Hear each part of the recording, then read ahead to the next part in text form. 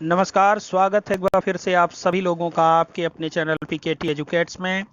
मैं हूं डॉक्टर पवन तिवारी और आज मैं आपके सामने आधुनिक भारतीय इतिहास से संदर्भित 19वीं शताब्दी में भारत में पुनर्जागरण का तीसरा भाग लेकर प्रस्तुत हूं। प्रश्नों की इस महत्वपूर्ण श्रृंखला पर आने से पहले मेरी आपसे गुजारिश है कि टेलीग्राम पर हमारा अपना पब्लिक चैनल पीकेटी एजुकेट्स के नाम से है, आप हमारे जिससे कि हमारे चैनल के प्रत्येक अपडेट के साथ बने रह सकें और यहां से पीडीएफ प्रारूप में नोट्स, किताबें और क्वेश्चन पेपर्स को भी समय समय पर हासिल करते रह सकें। तो आइए बढ़ते हैं आज के अपने इस प्रैक्टिस सेट के पहले प्रश्न की तरफ। हमारा आज का पहला प्रश्न है, आर्य समाज की स्थापना किसने की? विकल्प ए है स्वामी दयानंद सरस्वती, बी है स्वामी विवेकानंद, सी है स्वामी श्रद्धानंद और डी है स्वामी पूर्णानंद। इसका सही जवाब है आपका विकल्प ए, स्वामी दयानंद सरस्वती। स्वामी दयानंद सरस्वती ने 1875 ईस्वी में बंबई में आर्य समाज की स्थापना की थी। कुछ वर्ष पश्चात आर्य समाज का मुख्यालय लाहौर में स्थापित कर दिया गया था। तो यहां पर आपका सही जवाब क्या है? विकल्प ए। आइए बढ़ते हैं अपने अगले प्रश्न की तरफ। हमारा दूसरा प्रश्न है, दयानंद सरस्वती का मूल नाम था? विकल्प ए है सभाशंकर, बी है मूल शंकर, सी है दयाशंकर और डी है दयानंद। तो इसमें आपका सही जवाब है विकल्प बी, दयानंद सरस्वती का मूल नाम क्या था? मूल शंकर नाम था। ये इनके बचपन का नाम था और 1824 में इनका जन्म गुजरात के मौरवी नामक स्थान पर हुआ था। 16 वर्ष की अवस्था में बहन की मृत्यु के बाद मूल शंकर में अचानक वैराग्य उत्पन्न हो गया और उन्होंने वैराग्य धारण कर लिया। 21 वर्ष की अवस्था में मूल शंकर ने गृह त्याग कर घुमक्कड़ों का जीवन स्वीकार किया और 24 वर्ष की अवस्था में मूल शंकर दंडी स्वामी पूर्णानंद से मिले। इन्हीं से सन्यास की दीक्षा लेकर मूल शंकर ने दंड धारण किया। इतना ही नहीं, मूल शंकर को स्वामी दयानंद सरस्वती का नाम भी इनके गुरु दंडी स्वामी पूर्णानंद ने ही प्रदान किया था। तो फिलहाल विकल्प भी आपका यहां पर सही है। दयानंद सरस्वती का मूल नाम क्या था? मूल शंकर था। आइए बढ़ते हैं अपने तीसरे प्रश्न की तरफ। हमारा तीसरा प्रश्न है, स्वामी दयानंद सरस्वती को स्वामी दयानंद सरस्वती नाम किसने दिया? विकल्प है श्रद्धानंद, बी है पूर्णानंद, सी है विवेकानंद और डी है रामकृष्ण परमहंस। तो जवाब ऊपर के प्रश्न पर मैंने दिया था। इनके गुरु पूर्णानंद ने इनको स्वामी दयानंद सरस्वती का नाम दिया था, जबकि इनका मूल नाम क्या था? मूल शंकर था। आइए बढ़ते हैं अपने अगले प्रश्न की तरफ। हमारा चौथा प्रश्न है, वेदों की ओर लौटो का नारा सर्वप्रथम किसने दिया? विकल्प है स्वामी विवेकानंद, बी है स्वामी श्रद्धानंद, सी है स्वामी दयानंद सरस्वती और डी है रामकृष्ण परमहंस। तो इसमें आपका सही जवाब विकल्प सी है, स्वामी दयानंद सरस्वती ने वेदों की ओर लौटो का नारा देते हुए वेदों को भारत का आधार स्तंभ बताया था। उनका विश्वास था कि हिंदू धर्म और वेद, जिन पर भारत का पुरातन समाज टिका था, शाश्वत, अपरिवर्तनीय और धर्मातीत तथा दैवीय है। आइए बढ़ते हैं अपने अगले प्रश्न की तरफ। हमारा पांचवा प्रश्न है, भारत का मार्टिन लूथर कहा जाता है? विकल्प ए है स्वामी दयानंद सरस्वती, बी है स्वामी विवेकानंद, सी है राजा राम मोहन राय और डी है रामकृष्ण परमहंस। तो इस सवाल का जवाब भी स्वामी दयानंद सरस्वती ही होगा। विकल्प ए आपका यहां पर सही है। भारत का मार्टिन लूथर या हिंदू लूथर स्वामी दयानंद सरस्वती को कहा जाता है, क्योंकि इन्होंने मार्टिन लूथर की ही भांति हिंदू धर्म को पुनर्जीवित करने में अपना आधारभूत सहयोग दिया था। तो विकल्प फिलहाल आपका यहां पर सही है। आइए बढ़ते हैं अपने अगले प्रश्न की तरफ। हमारा छठा प्रश्न है, गोरक्षणी सभा की स्थापना कब हुई?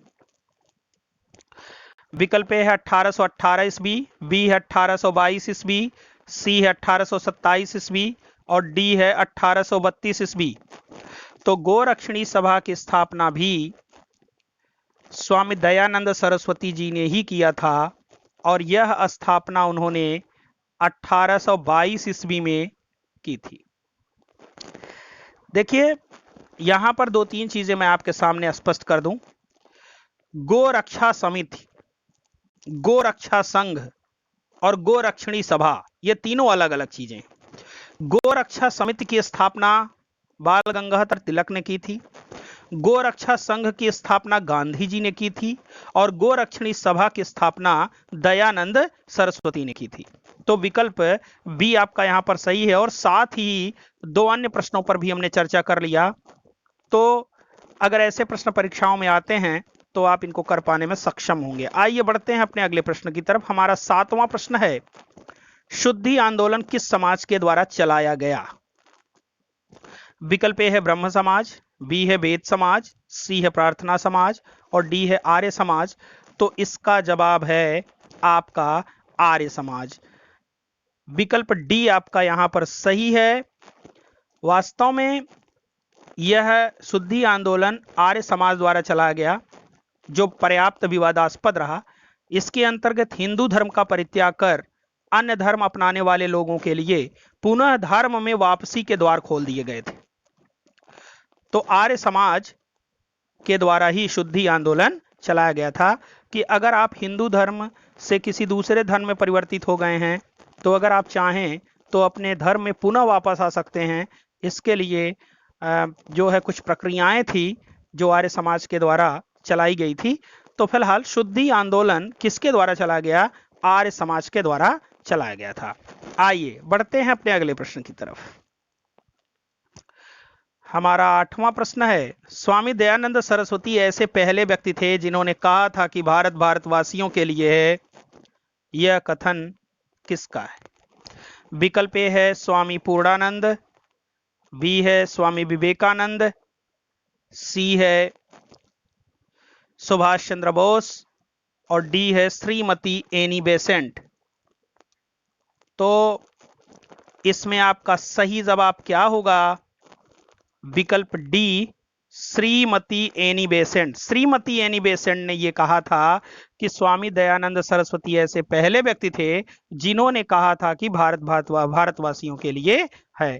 तो विकल्प डी आपका यहां पर सही है। आइए बढ़ते हैं अपने अगले प्रश्न की तरफ। हमारा 9वां प्रश्न है, सत्यार्थ प्रकाश किसकी रचना है? बहुत ही महत्वपूर्ण प्रश्न है, कई बार परीक्षाओं में पूछा गया है और प्रायः सभी तरह की प्रतिस्पर्धी परीक्षाओं में ऐसे प्रश्नों को रखा जाता है। तो सत्यार्थ प्रकाश किसकी रचना है? विकल्प ए है स्वामी दयानंद सरस्वती, बी है स्वामी विवेकानंद, सी है स्वामी पूर्णानंद और डी है स्वामी श्रद्धानंद। तो इसमें आपका सही जवाब है विकल्प ए, स्वामी दयानंद सरस्वती।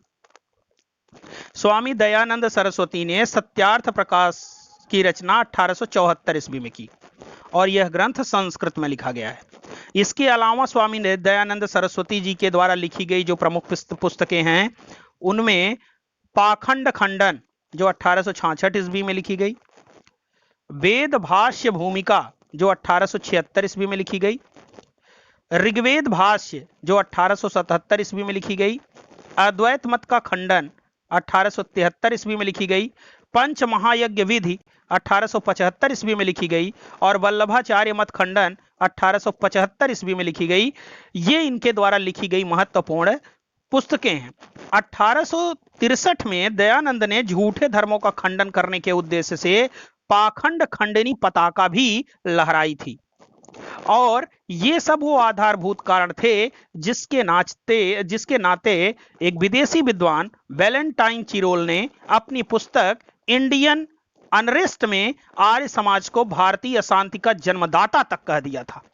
तो फिलहाल विकल्प ए आपका यहां पर सही है। आइए बढ़ते हैं अपने अगले प्रश्न की तरफ। हमारा 10वां प्रश्न है, इंडियन अनरेस्ट पुस्तक के लेखक हैं। विकल्प ए है बाल गंगाधर तिलक, बी है श्रीमती एनी बेसेंट, सी है वैलेंटाइन चिरोल और डी है सुरेंद्रनाथ बनर्जी। तो ऊपर के प्रश्न पर चर्चा करते समय मैंने आपको बताया था कि वैलेंटाइन चिरोल ने अपनी पुस्तक इंडियन अनरेस्ट में आर्य समाज को भारतीय अशांति का जन्मदाता कहा था। तो यहां पर इस पुस्तक के लेखक कौन होंगे? विकल्प सी आपका यहां पर सही होगा, वैलेंटाइन चिरोल। आइए बढ़ते हैं अपने 11वें प्रश्न की तरफ। हमारा 11वां प्रश्न है, किसने आर्य समाज को भारतीय अशांति का जन्मदाता कहा है? इस प्रश्न का भी जवाब आपको पता है, ऊपर के प्रश्न पर मैंने चर्चा करते समय बताया था। विकल्प ये ए है हेनरी विवियन डेरेजियो, बी है मुंशीराम, सी है वैलेंटाइन चिरोल और डी है अर्नेस्ट बाकर। तो सही जवाब आपका क्या होगा? विकल्प सी, वैलेंटाइन चिरोल। आइए बढ़ते हैं अपने अगले प्रश्न की तरफ। हमारा 12वां प्रश्न है, दयानंद एंग्लो वैदिक कॉलेज की स्थापना कब हुई? विकल्प ए है 1902 ईस्वी में, बी है 1889 ईस्वी में, सी है 1885 ईस्वी में और डी 1870 ईस्वी में। तो इसमें आपका सही जवाब है 1889 ईस्वी में दयानंद एंग्लो वैदिक कॉलेज की स्थापना हुई थी। यहां पर 2-3 चीजें आपके सामने मैं स्पष्ट कर दूं। देखिए 1892-93 में आर्य समाज 2 गुटों में विभाजित हो गया था, जिसमें एक गुट पाश्चात्य शिक्षा का विरोधी था और दूसरा पाश्चात्य शिक्षा का समर्थक था। पाश्चात्य शिक्षा के विरोधियों में स्वामी श्रद्धानंद, लेखराम, मुंशीराम, ये सब लोग प्रमुख थे और इन लोगों ने 1902 ईस्वी में गुरुकुल की स्थापना की थी। वहीं दूसरी तरफ पाश्चात्य शिक्षा के समर्थकों में हंसराज और लाला लाजपत राय जी थे। इन लोगों ने मिलकर दयानंद एंग्लो वैदिक कॉलेज की स्थापना 1889 ईस्वी में की। तो यह बहुत ही महत्वपूर्ण था। वैसे आर्य समाजियों का जो एक मत था वो हर आर्य समाजी ये कहता था कि बुरे से बुरा देसी राज्य भी अच्छे से अच्छे विदेशी राज्य से अच्छा है। तो कुल मिला जुला करके जो ये आपका आर्य समाज था ये हिंदुत्ववाद का प्रतीक था और निश्चित रूप से इस परिप्रेक्ष्य में इनके द्वारा किए गए कार्य सर्वथा सराहनीय हैं और ये हमारे हिंदुत्व का गौरव भी हैं। तो इसी के साथ आज के इन महत्वपूर्ण प्रश्नों की श्रृंखला समाप्त होती है। मैं उम्मीद करता हूं कि प्रश्न आपको बेहतर तरीके से समझ में आए होंगे। यदि आपको हमारा ये वीडियो अच्छा लगा तो कृपया इसे लाइक करें, कमेंट करें और शेयर करें, जिससे कि हमारा ज़्यादा से ज़्यादा उत्साहवर्धन हो सके। तो इसी के साथ अब मैं लूँगा आपसे विदा। That's all. Thanks to all of you.